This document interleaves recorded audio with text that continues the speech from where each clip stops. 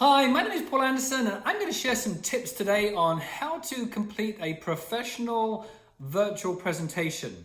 Now, one of my roles is reinforcing coaching to salespeople, and I've been working on the virtual platform for a few years now, and of course everybody is now looking at the platforms and saying, how do I make sure that my audience is engaged, and how do I make sure my points are coming across correctly, and how am I looking when I'm actually on my presentation? Where do I look when I'm actually reinforcing my presentation to an audience that are virtual?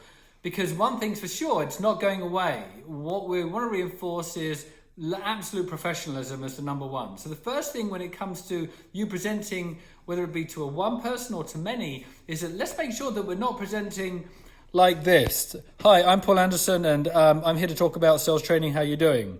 Let's make sure that we're not presenting like this. Hi, I'm Paul Anderson and I'm actually talking about how to I can sell more and how to create and close more sales.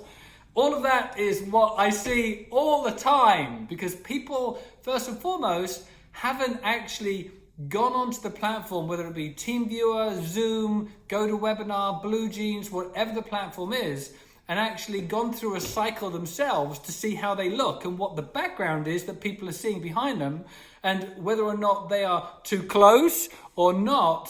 So number one thing is make sure that you've rehearsed and you've modified whatever needed to have happened so that you have something that at least is reinforcing professionalism behind you or isn't distracting too much, and that you are being seen directly and not just part of your head, or that you're not looking down or looking up. So that's number one. Number one is review how you look.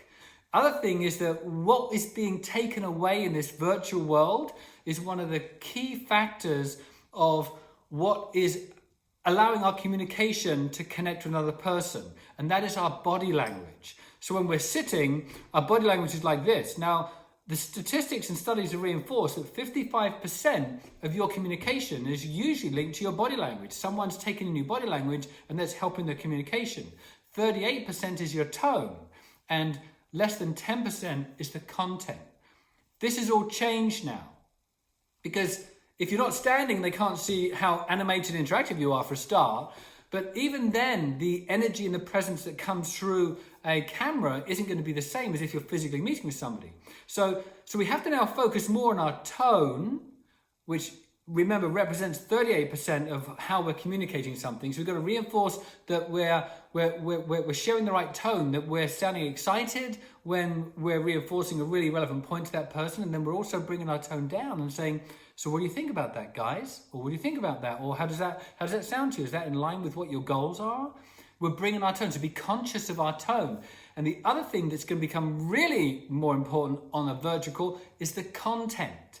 You know, when you have a physical interaction, you're sharing communication, people are taking in all of this body language and tone, and it's such a small part of what is being communicated, the content. They're grasping and actually pulling what is important to them. When you're virtual, or if even there's no virtual, the content becomes even more important. So let's make sure that it's relevant to what we're saying, is relevant to the person we're talking to. And the need for questioning is even more important. So questions promote engagement. Now again, when we've not had the virtual and we've had somebody or a few people in front of us and we're doing a presentation, then we can get away with asking a couple of questions and then just blooming going into our presentation, because they're feeling and interacting with us while we're doing it. When you're on a virtual call, you can't do that, because you're just throwing out a lot of stuff and it just becomes monotonous. So you're telling and not selling. Selling is all about making it an interactive conversation. So make sure you're positioning questions that are relevant to answers you need that support what the reason is as to why what you're sharing is going to be beneficial to the person that you are sharing this presentation with. So relevancy is going to be a really key factor. The other thing that's important to know is if you actually have information that you can forward ahead of time to reinforce a document, not lots of documents, but one document that you may want to refer to, so it makes it engaged too. And that they can actually sort of circle or look at before you actually have your virtual presentation. That creates connection. All this is about creating connection and engagement throughout the presentation. It's not about just telling everything and then saying, well, how do you feel about that? It's about making it an engaged, interactive experience.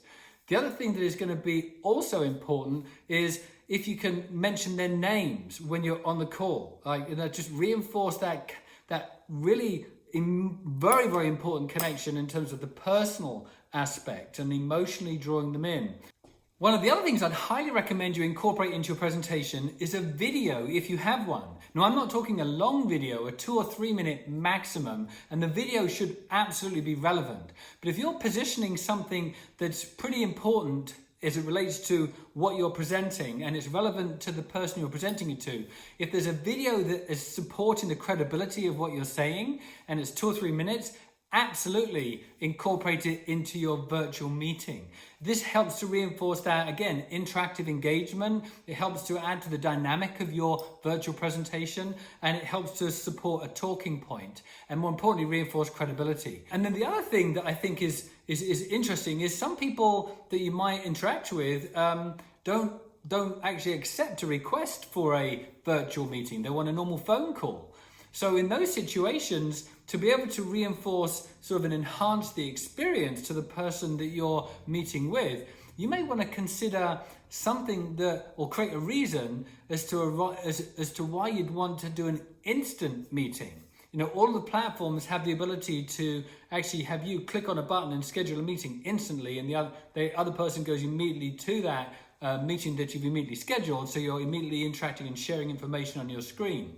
So again, it's an intimidating factor for some people, so they don't want to say, yes, I'll have a Zoom or a team viewer meeting or a Blue Jeans or a GoToWebinar meeting.